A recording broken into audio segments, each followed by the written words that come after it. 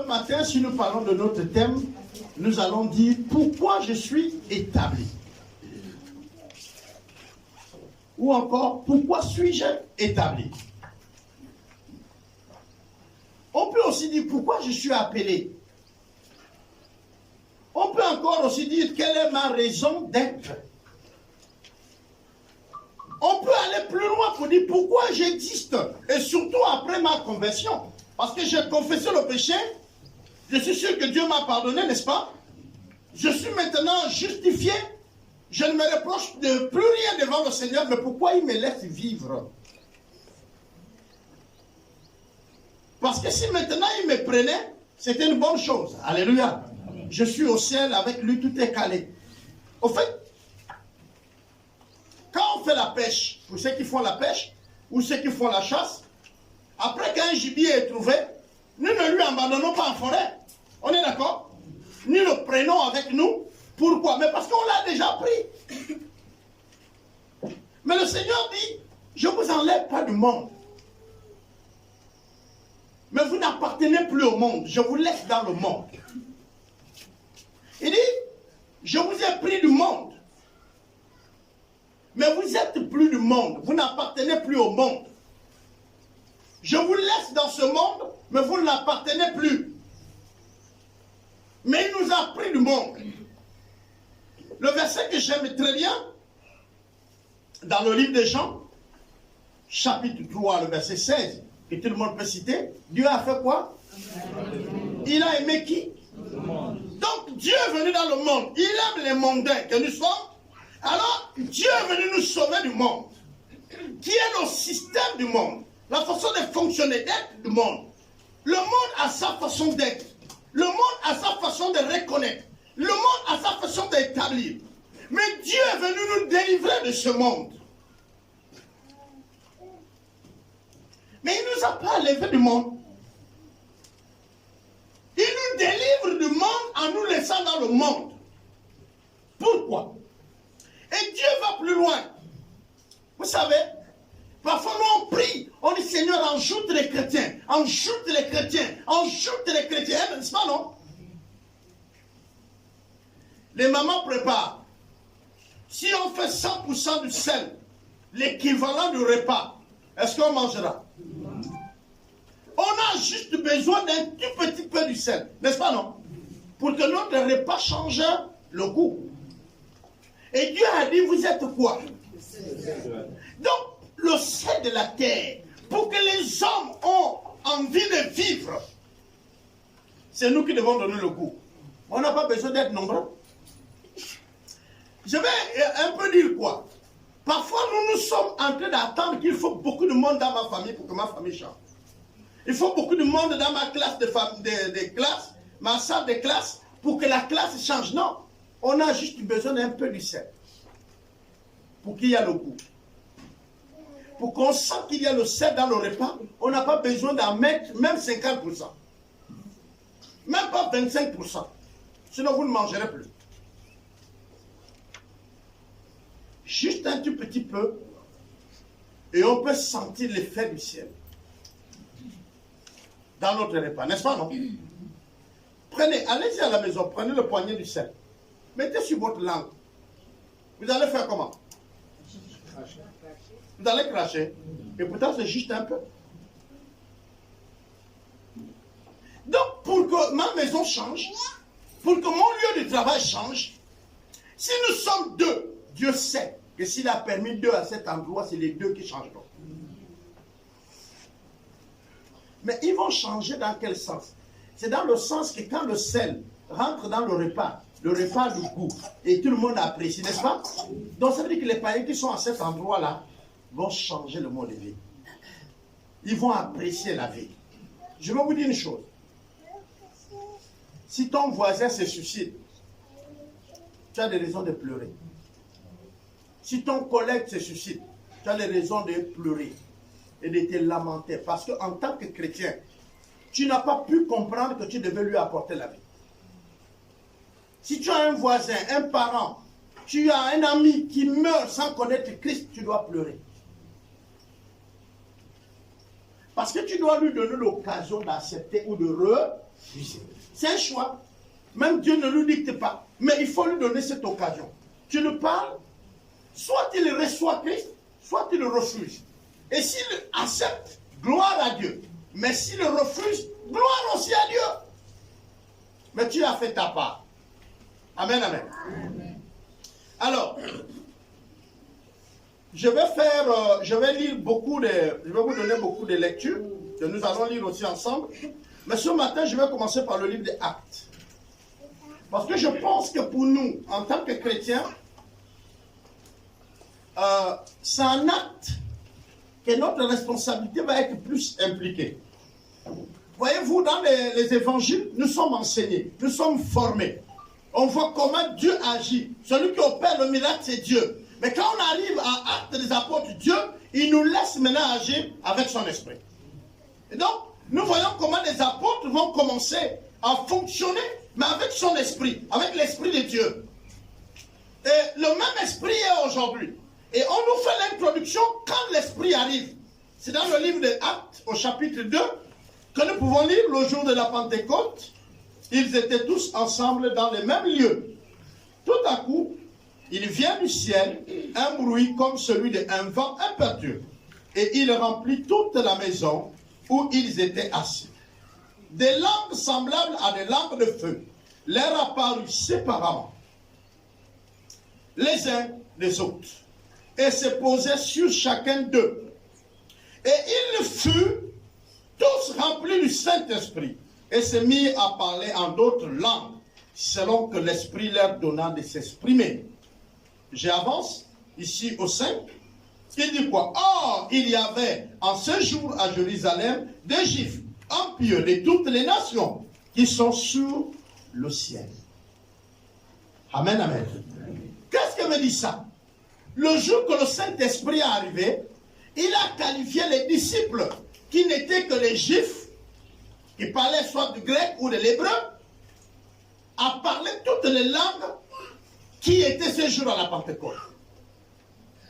La Pentecôte était une fête des Juifs qui existait avant. Et les Juifs et les non-Juifs qui connaissaient Dieu, qu'on appelait les hommes du bien, hein, les hommes de paix, donc des gens de d'autres nations, étaient venus à cette fête. Pourquoi ils sont venus? Parce qu'à l'époque, il n'y avait qu'un seul temple, le temple de Jérusalem. Les autres n'étaient que les synagogues. Et donc les Juifs vont venir de tous les lieux pour venir célébrer les fêtes juifs ou les fêtes chrétiennes. Et ce jour-là, ils sont arrivés pour célébrer la Pentecôte. Voilà. Comme vous allez voir que Jésus, quand il était encore vivant, il montait aussi au temple pour d'autres fêtes. Qui a déjà lu ça dans son évangile? Oui. On vous dit que Jésus est parti au temple avec ses pères. Son père et sa mère, à 12 ans. Et ils sont montés à Jérusalem. Mais Jésus est né où? Ok, de où? De la Judée. Donc, il n'habitait pas Jérusalem. Jésus est né en province. Est-ce qu'on est ensemble? Mais eux, ils quittaient la province pour monter à Jérusalem. Chez nous, pour ceux qui sont dans le Haut-Roi, on disait qu'ils descendaient à Libreville. Parce qu'ici, c'est haut. Est-ce que vous comprenez? Mais dans leur cas, Jérusalem était point haut. Et eux, ils étaient en bas, donc ils montaient à Jérusalem. Et il y avait des synagogues, les lieux où les Juifs se retrouvaient pour enseigner, pour faire le culte. Mais expressement, les jours des grands événements, vous devez tout laisser pour monter au temple. Et bien après la mort de Jésus, parce que Jésus va aussi être tué à l'approche, disons après une fête. C'était la fête, laquelle? De la Pâque. L'agneau immolé. N'est-ce pas? Voilà. Quand il est en train de manger avec les disciples, il va leur dire, c'est la dernière Pâque que je mange avec vous sur cette terre. De manière physique. Et c'est là qu'il va introduire la Sainte Seine. Et après, Jésus va être livré, amené à la croix pour mourir. Et il y a une autre fête qui suivait, c'est celle que nous sommes en train de lire. Et là, il avait dit à ses disciples, attendez, restez à Jérusalem, ne bougez pas. Comme ce n'est pas le comportement des disciples que je suis venu enseigner, nous n'allons pas voir ce qui s'est passé par rapport aux disciples. Mais le jour-là, les disciples étaient tous là. Ils étaient dans un lieu. S'il faut étudier les circonstances où ils étaient, ils avaient peur. Il n'y avait pas l'esprit. Vous savez, dans l'Ancien Testament, la plupart des prophètes, vous allez voir leurs agissements. Quand l'esprit était sur eux, et prophétisait, et parlait, et pouvait tenir tête à un roi, hein, à qui que ce soit. Mais quand l'esprit s'est retiré, et fuyait. C'est pourquoi quand vous allez lire les livres des rois, les livres des prophètes, vous allez dire, l'esprit du Seigneur était sur moi, et là il prophétise. Est-ce que vous comprenez? Il dit, il m'a conduit, c'est l'esprit qui l'a conduit. Il vous dit que là l'esprit était. Mais il y avait des moments où l'esprit n'est pas. Et quand l'esprit n'était pas, le prophète était un homme ordinaire, qui ne recevait rien et qui ne pouvait chose que les hommes n'ont pas connaissance. Mais le jour de la Pentecôte, c'était que Dieu avait déjà fait une promesse que cette fois-ci, l'esprit ne va plus faire les va-et-vient. L'esprit va venir demeurer désormais avec vous. C'est-à-dire qu'il va vous qualifier, vous allez rendre plus efficace. Ce ne sera plus par moment. J'entends les gens dire, Seigneur, donne-moi la portion, double portion, hein? Hein? Poisson. Portion. Ok, on va dire, donne-moi double puissance qu'Élie avait. Ou encore Abraham. Mais mon frère, il t'a donné la totale. Amen. Je ne sais pas si vous comprenez. Seigneur, fais-moi comme Moïse. Mais il t'a donné la totale. L'esprit demeure désormais à toi. Tu demandes que ça vienne de temps en temps, c'est ça, frère. Tu veux qu'il y ait des temps de pause.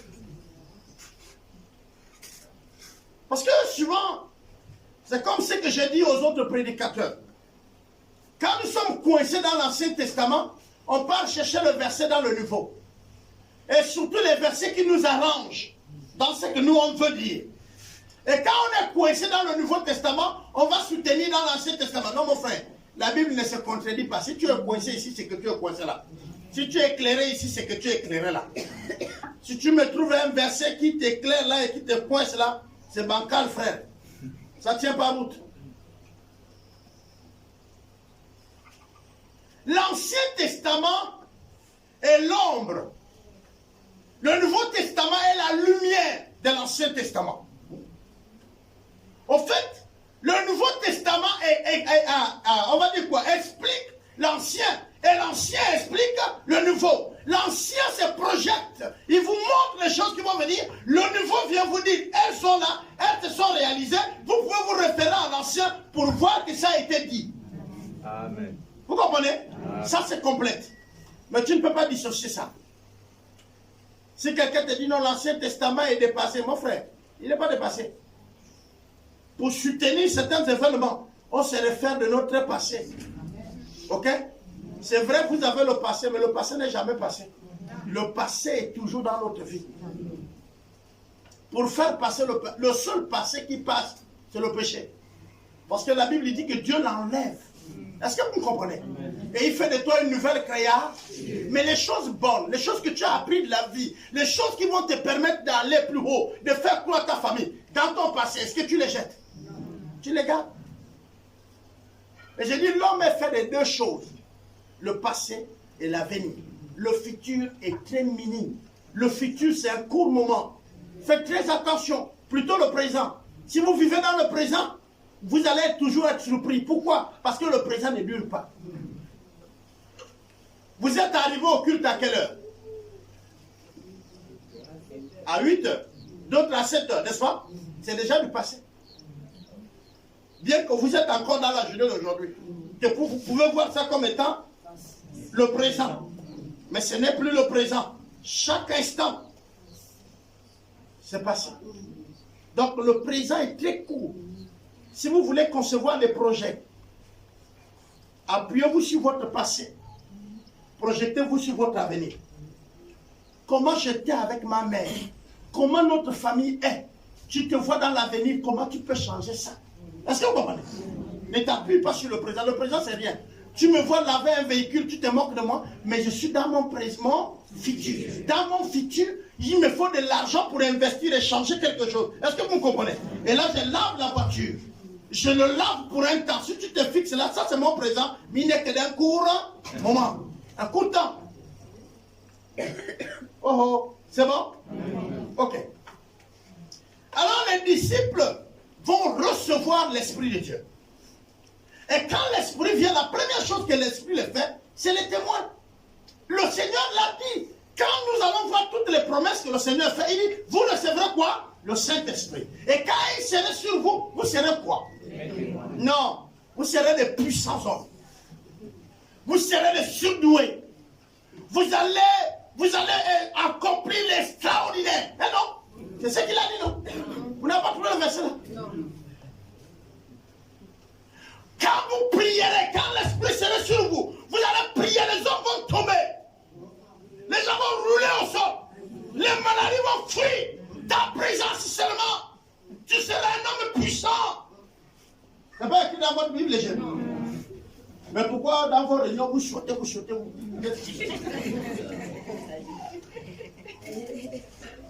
Quand le Saint-Esprit viendra, ah non, il fera de nous le poids.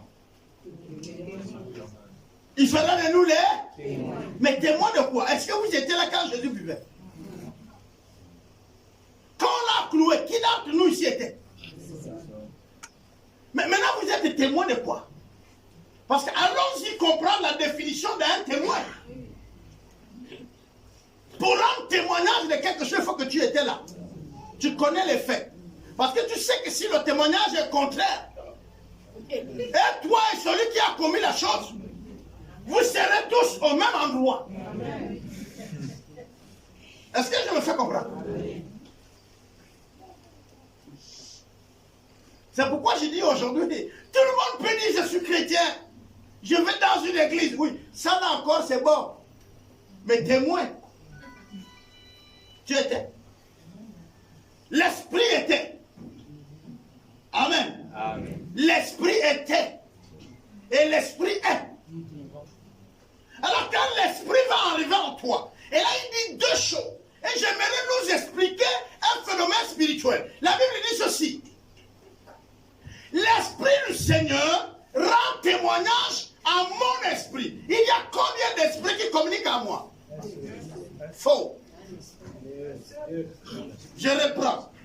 L'Esprit du Seigneur rend témoignage à mon esprit. Il y a combien d'esprits qui communiquent?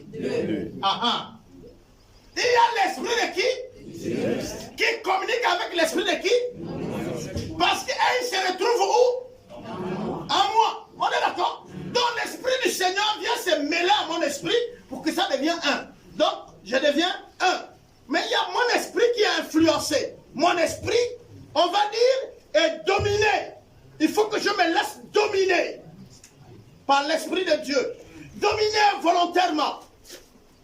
Par l'acceptation. Par l'obéissance. Par la foi en Christ. Mon adhésion à ce que Dieu dit. Est-ce que vous comprenez? Et là, l'Esprit de Dieu va faire fusion en mon esprit. Désormais, ils ne sont plus deux, mais ils sont... Voilà. Donc le phénomène, c'est pourquoi je vous ai dit, quand on parle de la maturité chrétienne, on va sur plusieurs étapes. On a enfant, on a fils, on a serviteur. Mais quand on arrive au niveau de époux et épouse, parce que Dieu dit, je viens chercher mon église qui est mon épouse. Est-ce que vous comprenez? Quand on arrive à cette dimension de la maturité chrétienne, on fait certaines choses où parfois d'autres chrétiens ne te comprennent pas. Quand tu es marié à quelqu'un, ce n'est pas moi qui l'ai dit. Vous êtes devenus combien? Est-ce que toi et celui que tu es marié avec lui, vous êtes deux? Mais si moi, je suis l'épouse de Christ, je suis l'église, Christ et moi, on est devenus quoi? Alors moi, je vous demanderai de ne même plus m'appeler chrétien, mais appelez-moi chrétien.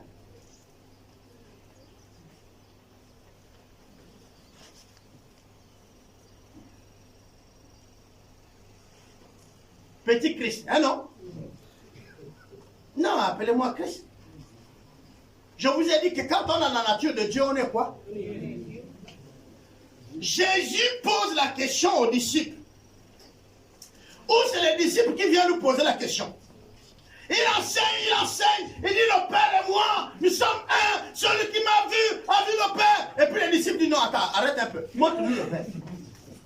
Mais Jésus, depuis là, tu nous parles de ce Père-là. Et chaque matin, tu te réveilles, tu vas nous voir, tu reviens. Nous, on voit ce que. Après que tu as rencontré ton Père là, quand tu te retires là, nous, on voit. Montre-nous aussi le Père. Jésus se retourne et regarde les disciples et dit, je suis avec vous depuis. Et vous ne me voyez pas. Le jour que le chrétien va répondre à un païen qui lui pose la question, montre-moi Christ. Réponds-lui simplement, mon frère, je suis avec toi depuis, tu ne vois pas. Alléluia. Pourquoi? Allons-y doucement. Si on dit vous êtes des chrétiens, c'est que vous êtes des petits Christ, non? C'est que vous êtes des Christ. On est d'accord? Et encore, nous avons lu à tous ceux qui ont cru, à tous ceux qui l'ont reçu, il a donné le pouvoir de devenir quoi? Quand on devient enfant d'un chien, on est quoi? Quand on est l'enfant d'un humain, on est quoi? Si on est enfant de Dieu, c'est qu'on a la nature de Dieu. Si quelqu'un n'a pas vu Dieu, qu'il vous regarde. Et surtout que la Bible le soutient en disant, il nous a créés à sa ressemblance. Alors, il y a un problème. Vous avez peur de dire ça parce que vous-même vous connaissez. Sinon, dis à ton voisin, dis à ton frère, mais quel Christ tu cherches? Je suis avec toi tous les jours. Vous priez Jésus, vous le voyez où? Il dit, je suis là. Jésus aime le défi. Tu lui dis, je suis là, tu veux quoi? Il te dit, je veux l'argent, tu dis, je n'exauce pas les païens. Jésus n'exauce pas les païens. Il y a un préalable. Une société ne peut pas vous donner de l'argent si vous n'êtes pas engagé dans cette entreprise. Amen. Donc par conséquent, accepte, tu auras l'argent. Travaille pour moi et avec moi. Et là tu auras l'argent. Et là tu redeviens humain. Tu lui dis, regarde-moi. Il m'a béni. Il t'a dit, mais tu as dit que c'est toi, non? Tu dis oui. Nous sommes là à deux. Tu ne peux pas nous séparer. C'est bon là? On va avancer. L'esprit vient et fait fusion à cela que hier vous pouvez qualifier ou aujourd'hui d'ignorants. Mais il y avait aussi parmi les disciples les connaisseurs, les gens qui avaient la sagesse, qui avaient appris. Et il y avait tout un mélange. C'est dans l'église actuelle qu'on veut seulement les intellectuels. C'est l'église actuelle qui veut seulement les intelligents, selon ce monde. Mais l'église que Christ est venu chercher, et il va venir prendre, l'église qu'il est venu établir, et qu'il va venir prendre pour le ciel, ça regorge de tout le monde. Les illettrés, les lettrés. Est-ce que vous comprenez? Amen. Mais comment il va te donner la sagesse si tu as déjà la sagesse? La Bible dit qu'à celui qu'on pardonne plus beaucoup, et il se donne aussi, hein. Quand je sais que je n'étais rien, tout ce que j'ai, c'est toi qui m'as donné. Tu connais ma reconnaissance à toi, non? Est-ce que vous comprenez? Mais si tu dis que tu as, et que Christ t'a ajouté juste un peu, ta façon de servir va aussi être déterminante, ça. Un type comme moi, je parle de moi. Il m'a ramassé, il a tout fait. De toute la vie, j'allais être quoi? Et vous pensez que vous allez me battre s'il faut connaître de Christ? Moi, je vais te parler de depuis. Depuis. Ce que Christ fait. Depuis. Et ce que tu vois. Depuis. Je ne connais rien faire de ce que Christ ne m'a pas montré. Oh, toi, tu vas me dire, j'ai appris, j'ai atteint un stade, je parle français. Moi, je ne parle pas français. Je parle teke, je suis un teke. Dieu ne s'est pas trompé. Il m'a fait teke, j'apprends le français. Et les fautes du français ne sont pas un problème pour moi parce que je ne suis pas français. C'est la langue d'un autre que je parle. Amen. Est-ce que vous comprenez ça? Amen. Si je parle anglais, je fais des fautes, je n'aurai pas honte. C'est pas ma langue. Si je fais des fautes dans ma langue, j'aurai honte. Parce que ça, c'est la langue que Dieu m'a donnée. Et je dois être expert dans ma langue. Hein? Moi, l'autre fois, je disais aux jeunes, je dis, si tu es au Bamba, qui ne parle pas au Bamba, tu n'es pas au Bamba. On n'est pas au Bamba sans parler au Bamba. On n'est pas Teke sans parler Teke. Parce que le nom que tu portes, Teke, c'est ta langue. Je ne sais pas si tu comprends. Si on t'appelle Teke, on se réfère à ta langue. On est d'accord, non? Si on t'appelle Kanigi, c'est parce que tu parles le Kanigi. Si on dit un anglais, c'est parce qu'il parle l'anglais. S'il y a un anglais qui ne parle pas l'anglais, il n'est pas anglais. Il est la langue qu'il parle. Tu parles quoi? Français. Vous êtes les Français. Même si vous êtes né au Gabon, vous êtes les Français. Vous n'avez pas vos langues. Tu habites seulement dans la maison des Obama. Ils t'ont mis au monde, mais tu n'es pas Obama. Vous me saisissez là? Et le jour-là, quand le Saint-Esprit arrive, il trouve des hommes qui ne parlent que des langues de leur zone. Pierre, c'était un pécheur. Est-ce que la Bible vous a dit qu'il était à l'école des langues? Qu'il a fait les 3 ans pour apprendre une langue, ou 6 ans? Ou alors revenir à 3 mois ou 6 mois? Qu'il connaissait. Non, le même jour-là. On nous montre d'abord comment la chose doit être faite. Ils étaient en train de prier dans un lieu pendant que la fête battait le plein. C'était la fête juive. Et cette fête juive était synonyme aussi de célébration de Dieu. C'est pourquoi les juifs et les non-juifs qui craignaient Dieu étaient à Jérusalem. Est-ce que vous me comprenez? C'était une fête religieuse. Mais les disciples n'étaient pas à la fête. Les disciples, ils étaient dans un autre endroit, à côté de là, pour prier. Pourquoi? Mais parce qu'ils avaient peur. Quand vous allez étudier, vous allez comprendre que si on les retrouvait avant, vous ne savez pas ce qu'on leur faisait. Les disciples vont sortir pour aller au temple, c'est après que le Saint-Esprit est venu. Quand on va voir Pierre monter au temple, où il va aller prier pour le monsieur qui demandait le monde devant le temple. Mais avant ça, ils étaient cachés. Le Saint-Esprit n'était pas encore venu. Ils étaient cachés. Et ne osaient pas sortir. Parce qu'ils étaient recherchés. J'ai l'habitude de dire, voilà, pour servir Dieu, parfois il faut être bête. À certaines circonstances. Paul a emmagasiné toute la connaissance. Il a eu son doctorat en théologie. Mais il lui a servi seulement qu'à tuer les disciples. Il était un grand. Il se présente comme étant le pharisien. Il était à l'école de Gamaël. Lui, il a mis la théologie avant la peine. Hey. Mais quand il a eu son diplôme, il croyait servir Dieu en tuant les frères. Et aujourd'hui, nous avons la même chose. La plupart des diplômés théologiques, ils descendent même les serviteurs de Dieu. Ils parlent même mal des autres. Et ils présentent leur église comme étant la meilleure. En oubliant qu'il y avait leur grand frère Paul, leur aîné, qui dans la même attitude a tué les serviteurs de Dieu. Et il pensait faire bien. Après sa formation théologique, il est reconnu comme étant l'un des meilleurs élèves de Gamaël. Alors il vient auprès des sacrificateurs, des maîtres de la loi, les scribes. Alors il devient messager. Est-ce que vous comprenez le contraire de 2 messagers? Il y a un messager qui est ici, que nous sommes en train de voir ce matin. Et il y a un messager qui a acquis une connaissance, un savoir. Il s'appelle Paul. Quand il finit l'école, il va voir les grands, il prend les lettres. Il prend les lettres de recommandation, des mises à mort de ceux qui ne font pas la volonté de Dieu, selon lui, selon sa connaissance, selon la théologie qu'il a enseignée, sans l'esprit bien sûr. Et il va pour tuer ceux qui ont l'esprit, parce que l'esprit est au-dessus de la théologie.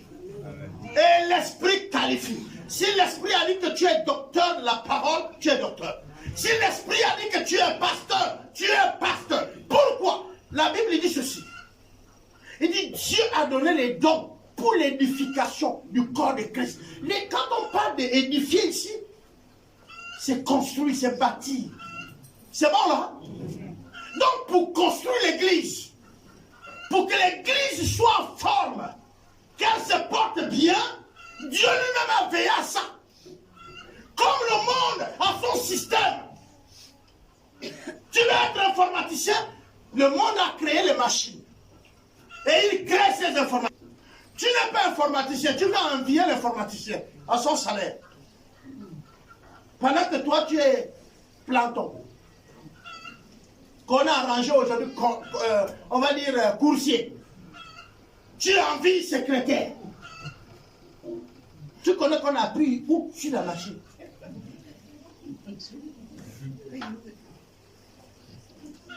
Et les dons également, Dieu les a donnés.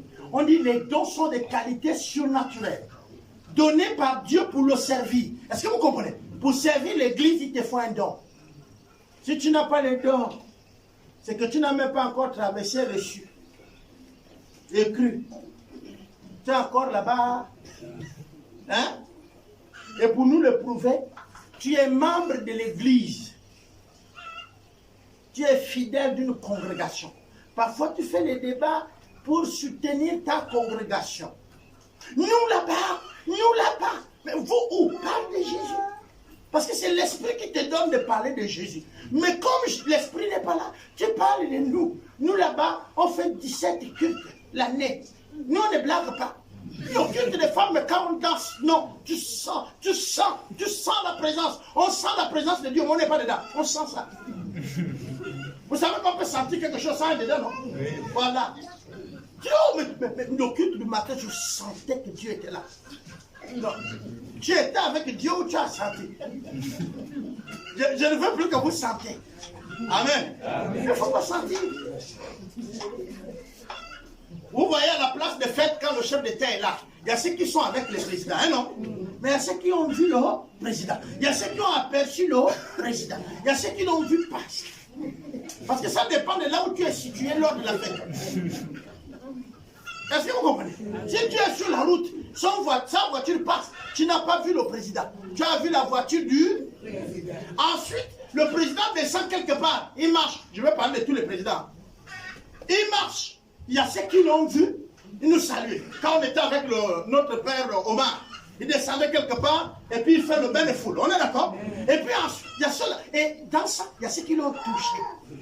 Est-ce que vous comprenez? Maintenant, il part. Il s'assoit à la place de fête. Il y a ceux qui lui aperçoivent. Et puis il y a ceux qui sont avec lui, qui parlent avec lui. Vous comprenez ça? Mais ça, c'est au bon vouloir de qui?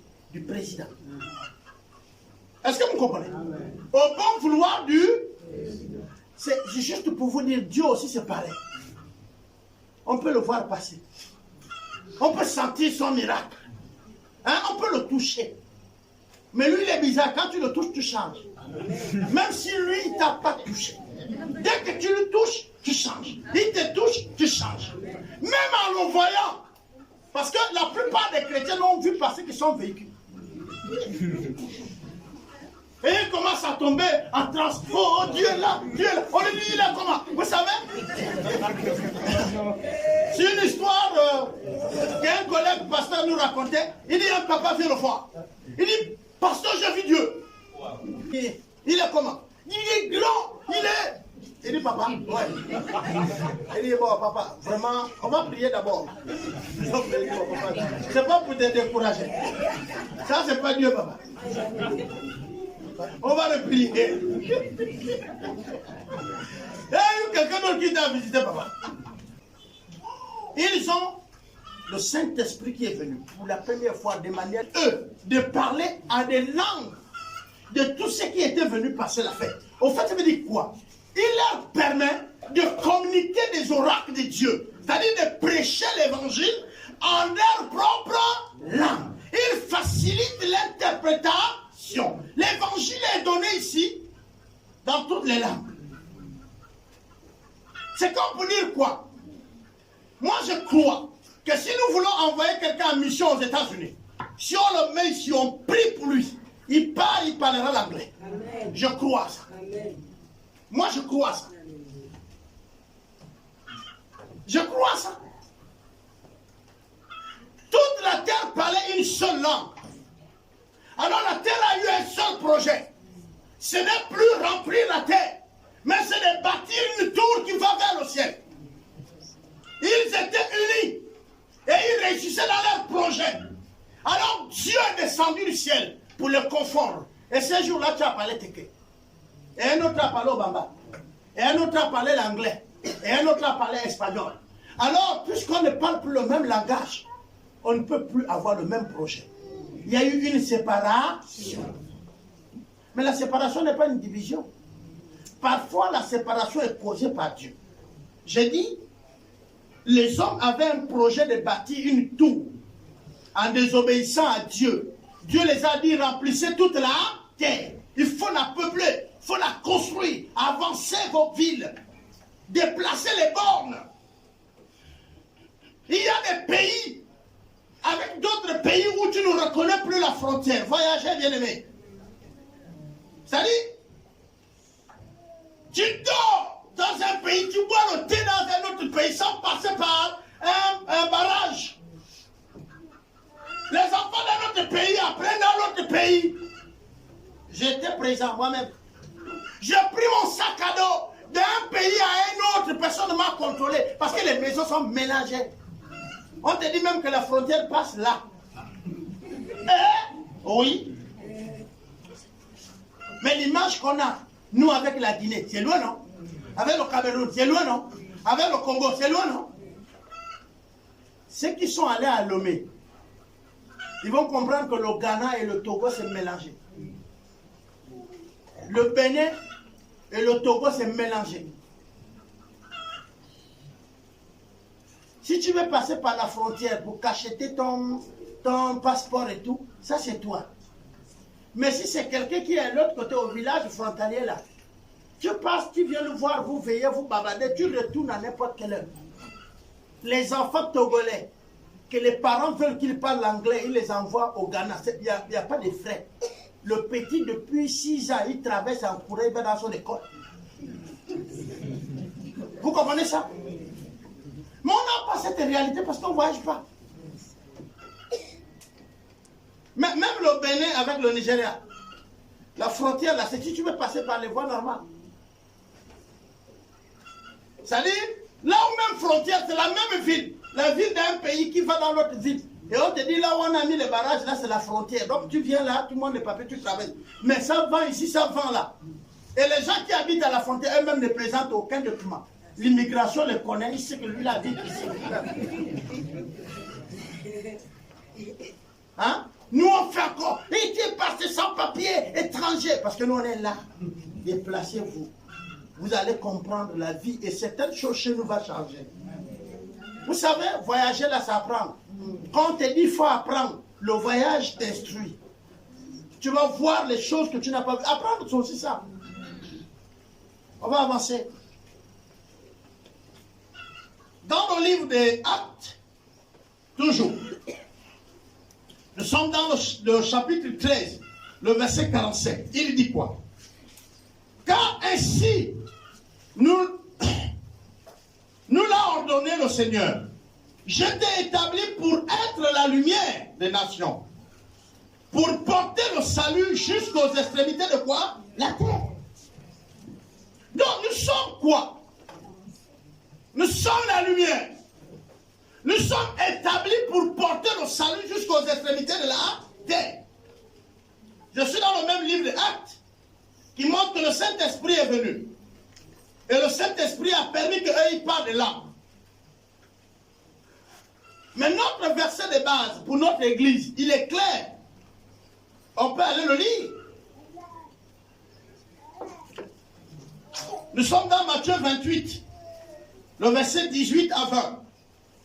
Jésus s'étant approché en l'air, parlant ainsi, tout pouvoir m'a été donné dans le ciel et sur la terre. Il commence pour dire l'autorité, la gloire, le pouvoir, le faire est à moi. Est-ce que vous comprenez? Et il dit, va. Aïe, aïe, aïe. Non, ton papa. On a les pères, non? Ton père t'appelle le soir. 28 à partir du verset 18. C'est Matthieu. Ton père t'appelle le soir. Il dit, fils, viens. Tu viens chez lui. Tu t'assois. Il te dit, mon fils, l'or j'ai. L'argent j'ai. Les maisons j'ai. Il te dit, cite. Tu cites tout ce que tu cites. Il dit, j'ai. Tu arrêtes l'école. Tu vis. Tu prends le cahier, tu vas apprendre, non? Ah non? Tu vas apprendre pour chercher quoi? Vous apprenez pourquoi? On apprend parce que c'est la méthode, c'est ce qu'on nous a enseigné pour travailler. On est d'accord? On apprend, la plupart là, même au travail, vous partez le matin, parfois le corps fait mal. Mais comme tu sais que c'est là où tu vas avoir l'argent, tu pars. Hein non? Oh, mais nous on sait ça, on est tous en attendez. Donc vous croyez que je n'ai pas travaillé, hein? J'ai commencé pasteur. C'est fort. Hein? Moi j'ai travaillé dans ma vie, je peux citer les sociétés. Vous pouvez aller vous renseigner, je peux vous amener mes certificats de travail. Si quelqu'un dit, est-ce que tu as eu des centaines? Oui, j'étais payé jusqu'à 750 000, moi. Quand j'ai démissionné pour servir Dieu en plein temps, j'étais à 750 000, mon premier salaire à l'Alliance fut 25 000 francs. Quand j'ai commencé le service avec le Seigneur. Le deuxième mois, on m'a payé à 50 000. Je suis resté près de 7 ans. Avoir 8 ans, mon salaire c'était 50 000. Quand on me payait, je prenais l'argent, je pleurais et je parlais à Dieu. Beaucoup parfois, quand on voyait les gens sur la route, on peut penser que non, c'est faux. J'étais le plus jeune à l'époque quand j'arrivais à la SCG. J'ai travaillé au centre de traitement d'eau de la SCG à Mbaya. Le château d'eau venait d'être fait et on me mettait là-bas quand j'ai commencé mon emploi. Ensuite, la CETEG va me recruter parce que la CETEG me proposait plus d'argent. Donc je fouille la SCG que j'ai fait juste 1 mois. On nous appelait encore les temporaires. C'était la façon de rentrer. Parce que tu rentrais, à l'époque le Gabon était encore Gabon. Si tu frappais 3 mois, on te recrutait. Et moi, je ne voulais pas faire l'eau, je voulais faire le courant. Ce qui me plaisait plus, c'était maître d'hôtel. Et j'ai commencé avec l'hôtel Masuku à déposer les documents pour venir apprendre la cuisine. Je les avais proposé que je dois venir faire ça gratuitement pour que je devienne un maître d'hôtel. Mon dossier fut agréé. Mais je ne suis jamais allé à l'hôtel.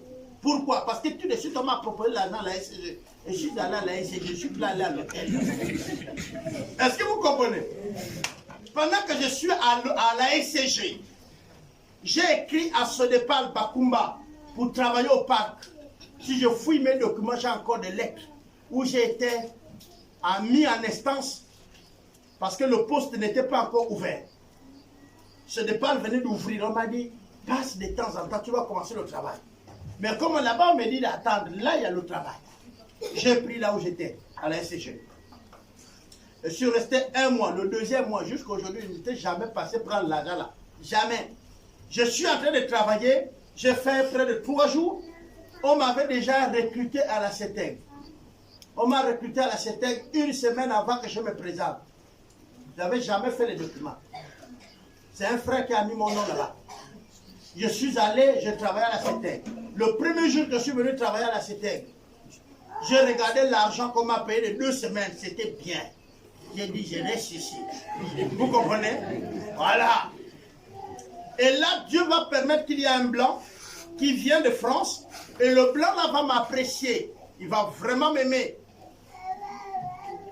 Et ma femme est là. Ce blanc là m'a trouvé un poste en France, à Spies-Batignolles. Et me demandant de partir pour France. Avant qu'ils ne sachent que je suis fiancé, ils m'ont proposé même une femme en France. Oui. C'est après quand je lui dis je suis fiancé. Et il a vu maman Alice, c'était un ami de la famille, il venait, il nous conduisait. Et c'est comme ça que le projet d'aller en France était toujours valable avec ma femme. Je lui ai dit, je n'ai reçu aucune vision de la France, j'étais déjà chrétien. Je suis arrivé à Ngoni le matin. On m'a recruté, on me présente là-bas comme manœuvre. J'ai fait manœuvre, 3 semaines de manœuvrage. La 4e semaine, je suis passé ouvrier 2e catégorie. Je n'ai pas fait 1 mois de manœuvrage. 10 mois après, j'étais chef d'équipe, le plus jeune des chefs d'équipe de tout ce temps. Et c'est moi qui supervisais toutes les équipes de l'intérieur. J'étais bien payé. Je sais ce que combien j'avais. Après, on m'a envoyé superviser le réseau de Poubara pour Boumango. Poteau par poteau, c'est moi qui l'ai planté, comme celui qui va à l'économie. Celui de Okonja est divisé, parce que c'est une partie, j'ai appris à partir de Ngoni, comment être lignard. Hein? Et puis devant, j'ai commencé à faire des poteaux. Les poteaux que vous voyez, je les ai implantés. À Franceville, vous avez le centre-ville des places de fête. À la fête tournante, les temples, les lumières là ont été refaites. Moi, je les ai fait. Le fer rouge, vous pouvez demander à Jean-Émile et tout, c'est moi qui ai fait l'implantation. Et les câblages et l'implantation. Ce n'est pas moi qui suis venu connecter pour allumer. Non. Mais faire venir les câbles à l'endroit pour que ça soit prêt à brancher, ça c'est moi. Les lumières de là jusqu'au stade, c'est moi. C'est pas qu'il y avait un chef qui me commandait, c'était moi qui disais, placer l'ampoule, la tourner par là, oui c'est bon, et c'est là. Donc j'étais payé. On me payait pour ça. J'avais l'argent. Et puis Dieu me dit, lâche tout. Mais vous savez, on ne lâche pas aussi tout. Tu attrapes une main, tu dis, Seigneur, tu es sûr? Tu es sûr, Seigneur? Faut dire la vérité, vous pensez que c'était facile? Ça, c'est lâche avec les pleurs. Bien-aimé. Il dit, désormais, tu vas prêcher l'évangile. La réalité, c'est que dans l'église, j'ai commencé comme membre de l'église où vous êtes. Il n'y a pas un poste dans l'église qui m'a échappé.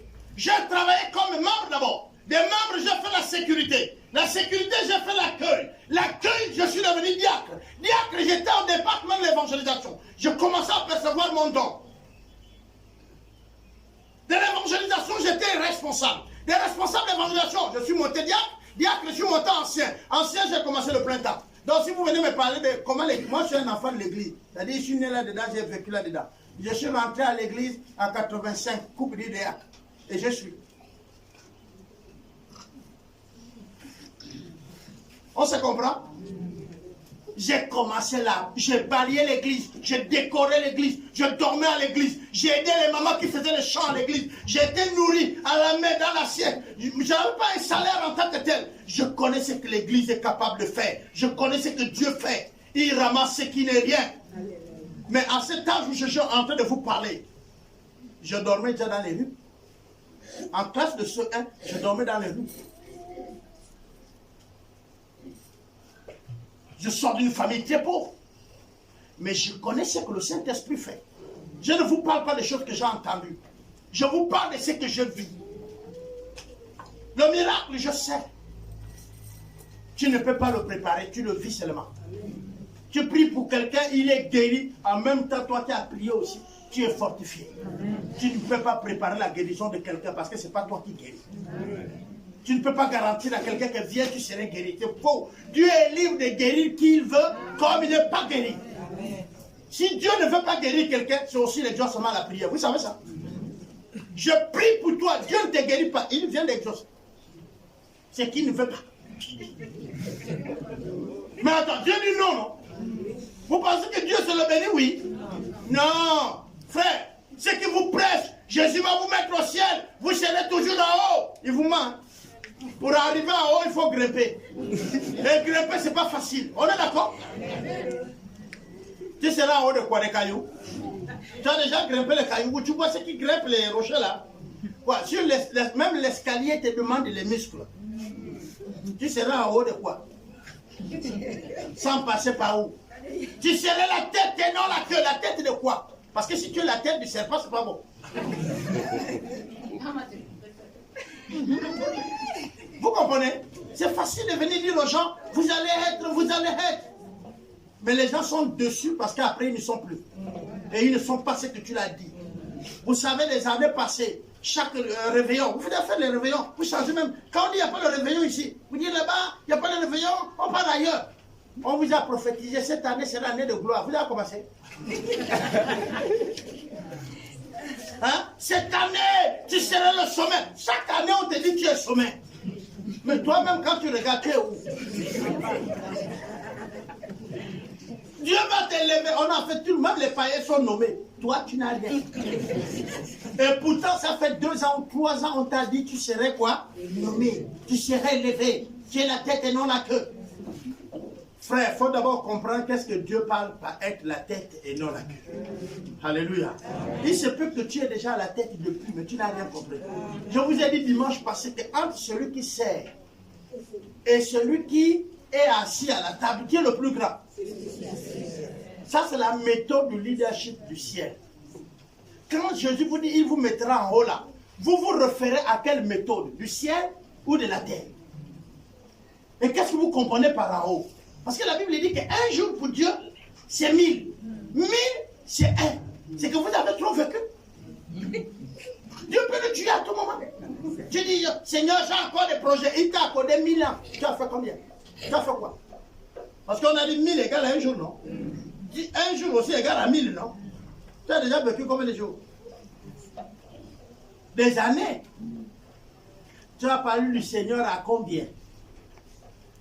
Si le Seigneur nous laisse vivre tous autant que nous sommes, c'est la grâce. Parce qu'en réalité, nous sommes des paresseux. En matière de salut, nous sommes des paresseux. Il y a des moments où vous sentez qu'il n'y a pas l'Esprit de Dieu, non? Mais l'Esprit du Seigneur va vous guider à faire quoi? Non, attendez, on est tous là. Quand l'Esprit est venu, il les a qualifiés. Il dit, vous recevrez quoi? Non, vous recevrez le Saint-Esprit. Et le Saint-Esprit fera de vous de quoi? Les témoins, non? Vous avez reçu le Saint-Esprit depuis quand? Parce qu'il y a beaucoup qui disent, moi j'ai reçu le baptême du Saint-Esprit depuis le jour même que je me suis converti. D'accord. Tu as parlé à qui du Seigneur? L'Esprit ne nous est pas donné pour qu'on est là pour blaser les autres. Pour parler en langue. Pour venir nous dire que tu as reçu le baptême de feu. Va dire ça aux païens. Moi, toi tu as reçu le baptême du Saint-Esprit. Moi j'ai les fruits de l'Esprit. J'ai le fruit, toi tu as le baptême. Je n'ai pas eu ton baptême, mais j'ai le fruit. Tu es baptisé du Saint-Esprit. Mais tu fais les bagarres au quartier. Le pasteur a même séparé la bagarre d'un autre pasteur au carrefour. Hein? Bon, on regarde le nom parce qu'il ne faut pas dire. Un collègue à nous, pasteur, en train de faire la bagarre au carrefour de Photos. Et le pasteur a dit non, au nom de Jésus, libère-toi. Il a séparé. Parce qu'il passait par là. Il dit, révérend, calme-toi. Il n'avait pas l'esprit. Il est baptisé, non? Mais la maîtrise du soir n'était pas là. Oh? Ça c'est une vieille maman qui disait, la colère vient de loin, papa. Tu papa, on peut avoir l'esprit, mais la colère vient de loin. Parfois la colère là, ça nous amène, et puis bon, après l'esprit est là, il nous dit non, c'est que tu as fait de mauvais. Bon, ça c'est une vieille quelqu'un qui voulait défendre les intérêts de la colère. Mais la maîtrise de soi est au-dessus de la colère. Le verset d'Éphésiens 1, à partir du le chapitre plutôt 1, et le verset 13 nous dit ceci. En lui, vous aussi, après avoir entendu la parole de la vérité, l'évangile de votre salut, en lui, vous avez cru et vous avez été scellés du Saint-Esprit qui avait été promis. Vous avez reçu l'évangile. Vous avez cru à cet évangile. Maintenant, Dieu vous a donné l'esprit. L'esprit fait de vous aussi des témoins vers les autres qui ont besoin de quoi? Le salut. L'égoïsme. Nous connaissons beaucoup qui sont égoïstes dans l'église. Mais vous allez vous faire référence au riz et au pain? Non. Vous avez reçu le salut, la vie éternelle. Vous êtes sauvés, mais vous avez gardé ça pour vous. Vous savez, quand Dieu parle de ça, il parle de deux groupes. Il y a un groupe qui dit, eux, ils n'ont même pas reçu, et ils empêchent les autres d'avoir. Et il y a le groupe de ceux qui ont reçu, mais qui ne partagent pas. Qui est mieux entre les personnes là? Personne. Vous faites la même chose. plus vous ne parlez pas de Dieu à ceux qui vous sont chers, plus vous leur donnez la possibilité d'aller en enfer. Moi, je dis, c'est simple. Je ne peux pas parler du Seigneur à mon oncle. Je ne peux pas parler du Seigneur à un certain nombre de personnes que j'ai du respect. Mais je peux organiser un repas chez moi et inviter des hommes de Dieu. Est-ce que vous comprenez? Et permettre que ces hommes de Dieu parlent des bienfaits de Dieu en quelques minutes et nous continuons à manger. Est-ce que vous comprenez? Quand l'homme de Dieu serait parti, je vais dire à tonton, c'est important, tu as compris le message. C'est vraiment nécessaire que tu donnes ta vie avec toute la famille aussi à Dieu. Essaye Dieu s'il te plaît, tonton. Vous avez compris la stratégie? Parfois, des personnes qu'on a beaucoup de respect pour eux là, on n'arrive pas à lui arrêter pour parler du Seigneur. Mais c'est simple. Invitez un frère, invitez une soeur, invitez votre leader de l'église, s'il est évangéliste. Et là, qu'est-ce qu'il faut faire? Vous faites un repas. Les personnes que vous aimez, invitez-les à la maison. Je ne dis pas dans un restaurant chic. Là-bas, on ne va pas parler de l'évangile, mais à la maison, un soir, vous invitez ceux que vous aimez. Vous invitez un pasteur, un orateur, il vient à la maison, vous mangez, et puis bon, c'est bon, papa, je vous ai invité là, vous créez l'événement, anniversaire de l'enfant, quelque chose. Et puis lui, par le canal de l'événement, il va présenter Jésus-Christ. Et à la fin, il faut qu'il soit bref, mais il arrive au salut. Et à la fin, quand tout est fini, quand tu accompagnes ton parent à la voiture, parce qu'il te dit, bon, maintenant je vais repartir, tu l'accompagnes prendre le taxi, c'est le moment de lui dire, ah, moi je n'ai plus d'autres mots à te dire, tu as entendu ce que l'homme de Dieu a dit, je pense que peu importe ce qu'on a, même si la vie ne nous a pas fait défaut, mais on a besoin de Jésus. Vous savez, si Jésus n'existe pas, et que toi tu crois en lui, si tu meurs, tu n'as rien perdu. Si c'est la réincarnation, tu vas te réincarner, devenir ce que tu veux. Mais si Jésus vit et que tu n'as pas cru, si tu meurs maintenant, on fait comment? C'est souvent des questions qu'il faut poser à ceux qui nous sont chers, n'est-ce pas, non? Si je crois, je suis à qui du double? Qui vit? Qui ne vit pas? Je n'ai rien raté. Mais s'il vit et que je ne crois pas, il y a un problème. Mais ce qui est normal et ce qui est vrai, il vit. Et frère, je ne sais pas si vous avez eu les expériences avec Dieu, mais je sais qu'il vit. Je sais qu'il vit. Qui a déjà un jour perdu le chemin? Vous cherchez un parent, vous êtes dans une autre ville, et puis vous vous trompez de chemin. Non, la maison où vous habitez avant dans une ville était dans le même quartier. Maintenant, votre fils ou fille ou le parent que vous allez chez lui a changé la zone. Vous arrivez, il vous indique que ça soit au téléphone ou on vous dit non, c'était par là. Qui a déjà perdu une route? Ah, quelqu'un s'est déjà trompé, non? Mais je vais vous dire. Quand on se trompe, vous voyez ce que ça fait là? Ça embête, non? On perd du temps, non? Je vais vous donner quelques versets, nous allons clôturer. Mais je vais vous dire une chose. L'homme aime le danger. Et parfois, l'homme se met au défi seul, à sa perte. Et l'habitude qu'on m'invite de prêcher dans les morts, je prêche toujours sur le voyage. C'est une expérience que j'ai eue. Je voyageais sur Libreville. Train express. Classe première. À côté de moi était un monsieur aussi qui voyage de Franceville-Libreville. Train express, classe première. Nous allons aborder des conversations, des échanges, et bientôt, nous sommes les amis du voyage. Parce que très souvent, c'est des amitiés qui se terminent en gare. Alors, nous allons bien échanger, et puis, je lui pose la question, mais je sais qu'il va à Libreville, et je lui pose la question, où vas-tu à Libreville? Et il me répond, il dit, je pars à la CENI. Est-ce que vous avez le même problème que moi? Vous savez à combien de CENI à Libreville? Oui. Hein? Il m'a dit, papa, je vais à la CENI. J'ai dit, est-ce que tu étais déjà à Libreville avant? Il dit, non. On m'a dit, dès que tu prends le taxi, tu demandes au carrefour la CENI. J'ai dit, ok, frère, bon voyage. Mais moi, je vais à Oungou. Il dit ok, il dit oui, il dit ouais, allons-y. Voilà, nous dans le train, et le jour là, de grâce, le train fait l'heure.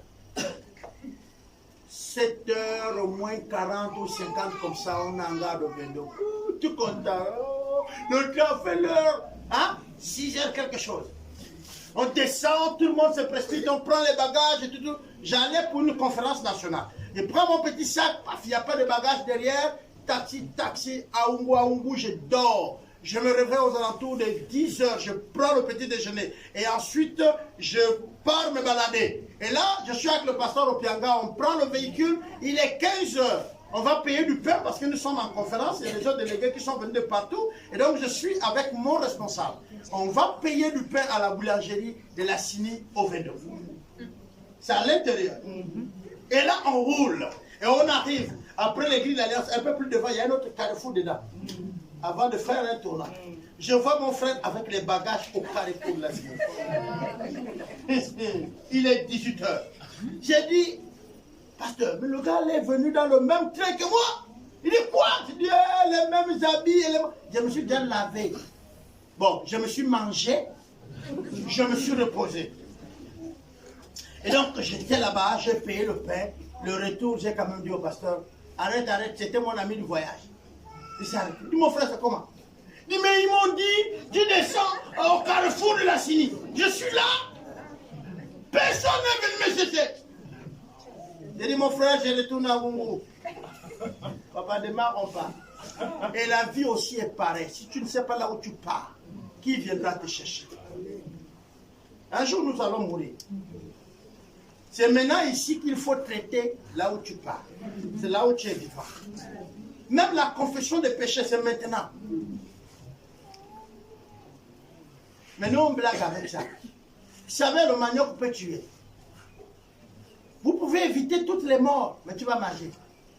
Et le manioc tue. Oui, tu n'as pas ça. Le manioc s'arrête là. Il ne monte plus. Il ne descend plus. C'est toi qui descends. Le poisson tue. Ton vélo tue. Ta voiture tue. Même le sommeil tue. Vous savez, eux tous, ils obéissent à l'ordre donné par Dieu de ton jour. Quand le jour arrive, le Seigneur fait ce massacre. En anglais, on dit camion. Il dit, viens. Là, tu es même sur le fauteuil en train de suivre la télé. Nous avons notre papa, malheureusement, il y a un de nos papas, je vais garder le nom. Nous sommes allés faire le caveau avec l'ancien. Papa a travaillé, il a parlé avec tout le monde et il a même fait un RTL monnaie de son argent où il devait aller travailler quelque part. On lui a envoyé l'argent sur le RTL. Il a débroussé la cour, il est venu s'asseoir. Tout le monde pense que le papa continue à dormir. Oh, papa est déjà parti. Je parle d'un frère en Christ, parti longtemps. Les petits-fils sont venus même lui prendre les 1000 francs dans la poche. Il avait 1000 francs dans la poche, ils sont venus. Lui, il dort, oh, il dort. Ils ont tiré les 1000 francs. Ils sont partis bourrés. Oh, le grand-père est mort. Depuis.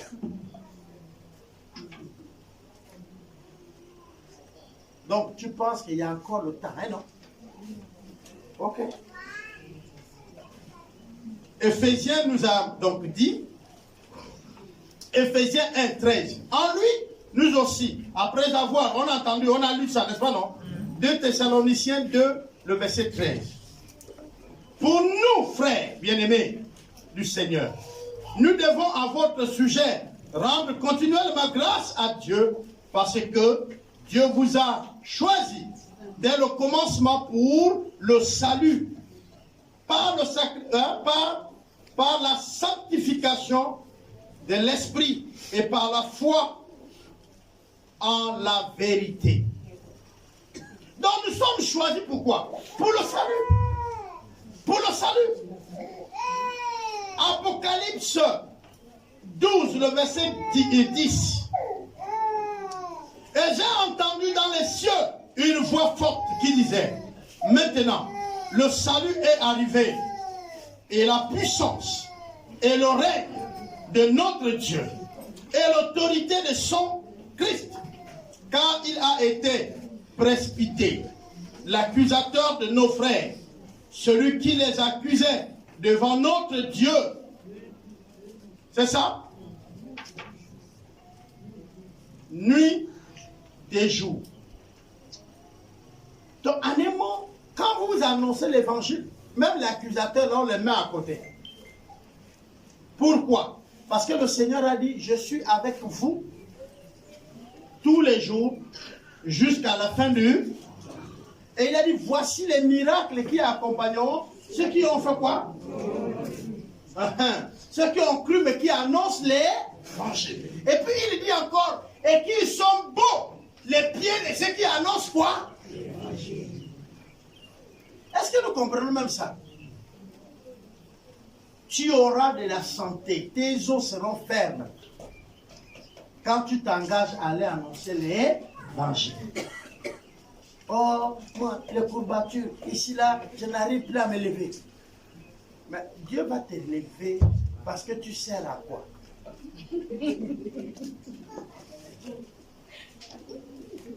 Oui, Dieu aussi cherche ses intérêts à lui. Je vous ai dit, les seuls qui fonctionnent sans intérêt, c'est les Africains. Oui, les seuls. Les Africains n'ont pas d'intérêt. Regardez, nous, on vient dire l'amitié France-africaine. Mais la France, lui, n'est pas l'amitié, lui, c'est les intérêts. On va prendre nous-mêmes. Avec Dieu. Est-ce que vous savez que même servir Dieu, il y a l'intérêt? Il y a l'intérêt. Mon frère, si tu ne sers pas Dieu jusque-là, tu ne connais pas peut-être tes intérêts, il faudrait qu'un jour je vienne enseigner sur les intérêts que Dieu présente quand on le sait. Il y a la longue vie. Il y a la santé.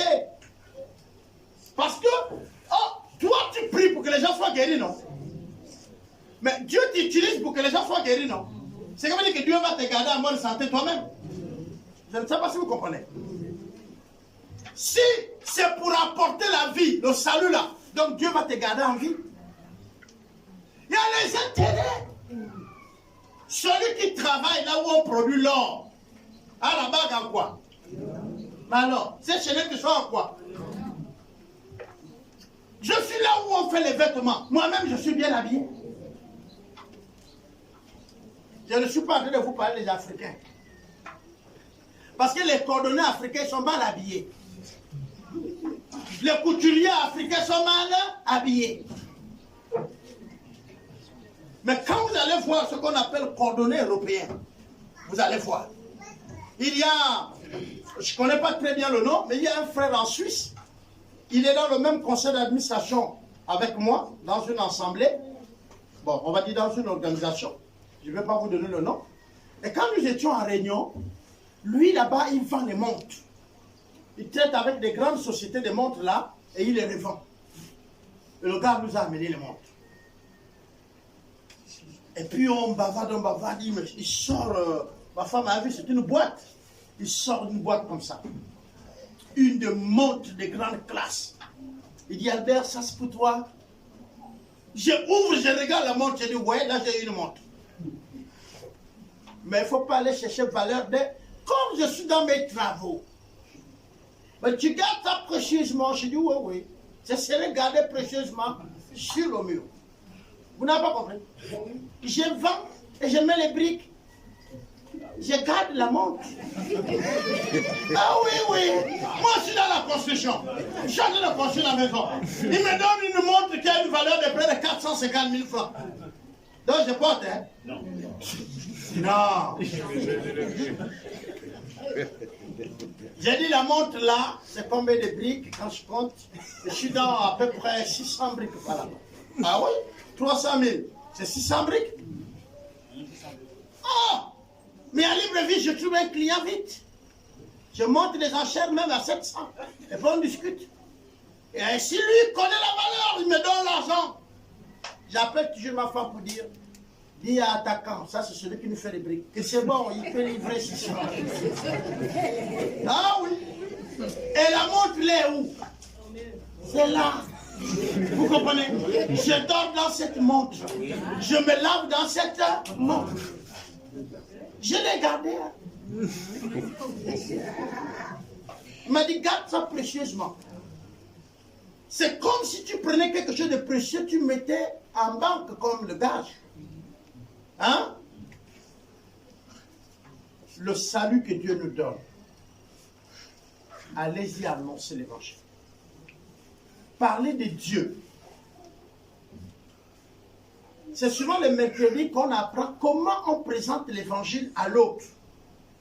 Pas des dimanches. Parce que les dimanches, on n'a pas tout le temps.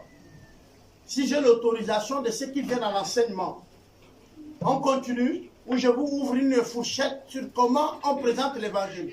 Ceux qui viennent à l'enseignement, vous voulez qu'on fasse quoi? On continue ce qu'on voit. Bon. Ça, vous avez compris, c'est ceux qui sont là qui ont parlé. Donc, que le Seigneur vous bénisse. Et que nous nous engageons à aller annoncer quoi? L'évangile. Amen, amen. L'Esprit nous est donné pour que nous soyons des témoins. Pas pour qu'on puisse épater les gens. Hein, la délivrance se fait en privé. C'est pas à la télé et puis on vient filmer pour montrer que le pasteur est puissant. Mais là, tous les démons, même si vous prenez un nouveau converti, il donne l'ordre à un démon, le démon va se manifester. Si vous prenez un jeune dans la foi, il va le faire. Vigile est là. Mais toi, tu es là. Lève-toi. Ok. Mon fils était en mission dans une des villes, des villages, là où il y a notre église. Et il était avec le jeune vigile, n'est-ce pas?